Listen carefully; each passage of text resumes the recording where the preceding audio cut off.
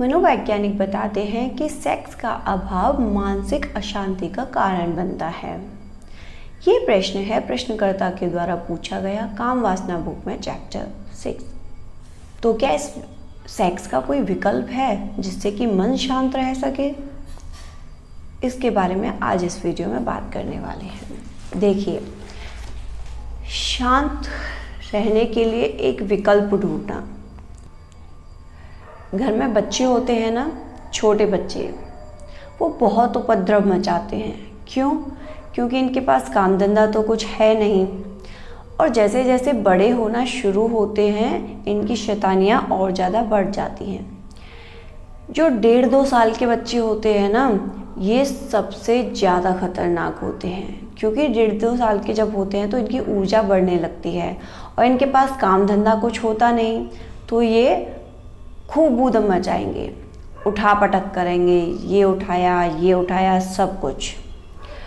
अब ये क्योंकि वो बच्चे तो हैं नहीं जो पालने में पड़े पड़े खेलते रहें, इसलिए ये अब बोलते भी हैं और चलते भी हैं, और जिम्मेदारी इनके ऊपर कुछ भी नहीं है। जो चीज़ मिलेगी ये उसी चीज़ को पकड़ लेंगे। और एक काम और करते हैं ये 2 साल वाले बच्चे। ये क्या करेंगे, ये ना अपने शरीर को ही खिलौना बनाकर उससे खेलने लगते हैं। और इसकी शुरुआत तभी हो जाती है जब ये शिशु होते हैं। 3-4 महीने का बच्चा होता है, आपने देखा होगा, कभी अपने अंगूठे को ही मुंह में देने लगता है, कभी पूरे पैर को ही मुंह में डाल लेगा, तो कभी अपने हाथ का अंगूठा चूसेगा, कभी कुछ तो कभी कुछ। तो ये बड़े चंचल किस्म के होते हैं। तो अब इन्हें खेलने के लिए कुछ तो चाहिए। इससे जैसे जैसे जब ये बड़े होते हैं, पहले अपने शरीर से खेल रहे हैं, तो जैसे जैसे ये बड़े होते हैं, 2-2.5 साल के होने लग जाते हैं, तो ये क्या करते हैं, ये अपने जननांगों से ही खेलने लग जाते हैं। माताएं आएंगी छुड़ाने, छोड़ गंदी बात। और ये वो बच्चा कुछ भी नहीं कर रहा है, वो बस बैठा हुआ है, वो पकड़ के खेल रहा है अपना मस्त। उसे क्या पता, उसे तो बस खेलने के लिए कुछ चाहिए, को खिलौना चाहिए। वो बच्चा है, फिर माएँ जाएंगी खिलौना लेकर आएंगी, उसके हाथ में खिलौना छुड़ाएंगी ताकि वो अपने शरीर से खेलना बंद कर दे और किसी और चीज़ में वो व्यस्त हो जाए। यही हाल वयस्कों का है। वो 2 साल का बच्चा कहीं खत्म थोड़े ही हो गया है। वो 2 साल का बच्चा लगातार हमारे भीतर ही बना रहता है।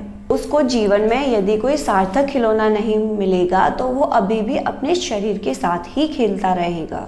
और अब वो बड़ा हो गया चूंकि, तो ऐसा नहीं है कि वो सिर्फ जननांग से ही खेलेगा, अब वो शरीर के पूरे अंगों से खेलना शुरू कर देता है। खेलने का मतलब है किसी भी चीज़ को पकड़ लो। जिस भी चीज़ को तुम पकड़ोगे, जिस पे तुम्हारी पकड़ बन जाएगी, तुम उसी के साथ खेलना शुरू कर देते हो। तुम्हारे चेहरे पर तुम्हारी पकड़ बनी हुई है क्या? कितनी बार चेहरे को देखते हो? चले जाओ सलून तो वहाँ देखना कि चेहरा कैसे पकड़ा जाता है, पाँव का अंगूठा कैसे पकड़ा जाता है। अब देवी जी बैठी हुई है, कह रही है घिसो घिसो और घिसो, पाँव के अंगूठे की घिसाई चल रही है। जिंदगी में कुछ और है ही नहीं पकड़ने के लिए, तो इन्होंने 3-3 घंटे तक बस अपना अंगूठा घिसवा रही हैं और वही पकड़वा रखा है।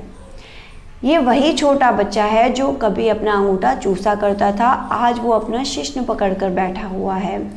वो देवी जी वही हैं बिल्कुल, और वो छोटा बच्चा वही है जो आईने के सामने खड़े होकर घंटों घंटों अपनी बस टाई की नॉट को ठीक कर रहा है, देख रहा है कि मर्दाना लगी कि नहीं। जरा सुस्की सी नॉट है तो दोबारा बांधेंगे। क्यों? क्योंकि इनके पास समय बहुत है और काम कुछ भी नहीं है। अभी इनकी ट्रेन छूट रही हो और इन्हें कहीं जाना हो तो क्या वो बार बार अपनी टाई की नॉट को देखेंगे कि ये ठीक है या नहीं? क्या हो रहा है? तुम टाई पर की नॉट पर ही इतना ध्यान लगाओगे, तुम्हारे पास कुछ और सार्थक काम ही नहीं है क्या करने के लिए ज़िंदगी में? तो ये सब उपद्रव जिनकी हमने बात की, ये इतने खास नहीं हैं कि हम अपने शरीर के हर हिस्से के साथ खेलते हैं। ऐसा नहीं है कि हम सिर्फ यौनांग को ही पकड़े हैं, टैटू बनवाएंगे, कान छिदवाएंगे, क्या है ये सब? अपने शरीर के साथ ही तो खेल रहे हैं आप। भौं नोचवा रहे हैं, पाँव के बाल छीले जा रहे हैं, लेकिन पाँव के बाल छीलने जा रहे हैं इसको तुम गलत नहीं कहोगे। हाँ, यौनांग कोई पकड़ ले तो बहुत गंदा काम कर दिया उसने। और जो वैक्सिंग करवा रहा है व्यक्ति वो गंदा नहीं है, उसकी भी तो सारी आसक्ति अपने शरीर से ही बंधी हुई है ना। जो अपनी जांग के बाल छिलवाए या अपने यौनांग के बाल छिलवाए, उन दोनों में कोई विशेष अंतर नहीं है। आसक्ति सब एक जैसी है। देह में तुम चाहे अपनी नाक से चिपक जाओ, अपने कान से चिपक जाओ या अपने यौनांग से चिपक जाओ, सब एक है। और सबकी मूल वजह भी एक ही है, फुर्सत। तुम्हारे पास बहुत समय है, तुम फुर्सत में हो। उनको अपने से श्रेष्ठ मान लेना जो यौनांग की अपेक्षा अपने बालों से चिपके हों, यानी कि अपने जांग से चिपके हुए हों, क्योंकि वो भी चिपके तो अपने शरीर से ही है ना। जब लगोगे तुम किसी महत आयोजन में तो तुम्हारे पास समय ही नहीं बचेगा अपने शरीर से चिपकने का। यही होता है ऊर्जा का ऊर्ध्वगमन।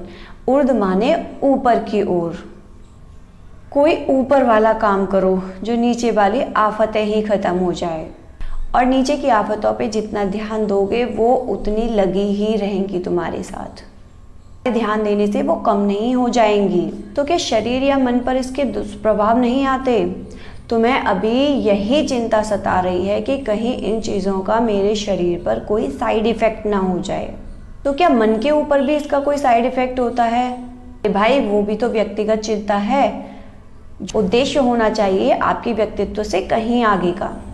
जैसे अपने व्यक्तिगत सुख के लिए चिंतन करते हो, वैसे ही अपनी व्यक्तिगत सुरक्षा के लिए पूछ रहे हो कि कहीं कोई साइड इफेक्ट तो नहीं आ जाएगा। तो ये प्रश्न ही व्यर्थ का है कि मेरे ऊपर कोई कुप्रभाव तो नहीं पड़ेगा। अरे व्यक्तिगत सुख प्रभाव भी बुरा है, तो व्यक्तिगत कुप्रभाव की क्या बात करूं?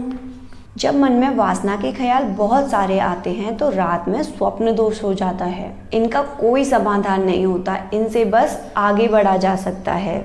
आगे बढ़ा जाए कि ये सब छोटी बातें हैं, हम इनसे चलिए बहुत थोड़ा सा आगे बढ़ जाते हैं। फिर ये बातें हमें कहीं नज़र ही नहीं आएंगी, ना जाने कहाँ पीछे छूट गई हैं। कुछ बातों का समाधान करने के लिए भी उन बातों से उलझा नहीं जाता, बस आगे बढ़ जाओ। ये छोटी बातें हैं, अपने आप ही ये सब पीछे छूट जाएंगी। और अगर इनका समाधान करने लग गए तो फिर इन्हीं में अटक कर रह जाएंगे। दिन भर करो किसी सार्थक काम के लिए जमकर मेहनत, इतनी गहरी नींद आएगी कि ना स्वप्न आएंगे ना स्वप्न दोष होगा। कभी की है इतनी हाड़तोड़ मेहनत, तब जो नींद आती है ना वो सुषुप्ति कहलाती है। और सुषुप्ति में कोई स्वप्न नहीं आता। जब स्वप्न नहीं आएगा तो स्वप्न दोष कहाँ से होगा? पर उतनी मेहनत तो करो, और उतनी मेहनत तो प्रेम ही करवाएगा। ये आपको देखना है कि वो प्रेम किसके लिए है। मिलते हैं नेक्स्ट वीडियो में एक नए टॉपिक के साथ, काम वासना बुक के। Thank you.